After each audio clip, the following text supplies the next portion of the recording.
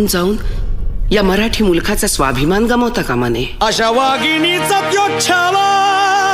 बाळासाहेब आपला पुत्र आणि मराठी मुलकाचा स्वाभिमान विजयी टिळा लावूनच परततील. अशा वाघिणीचा त्यो छावा. तथास्तु. गनिमाला कसा ठेचावा, डोक्यात नेहमी कावा, भेटीचा धाडला सांगावा.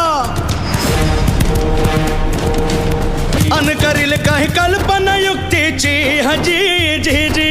काय राज जीवा महाल आल्यात.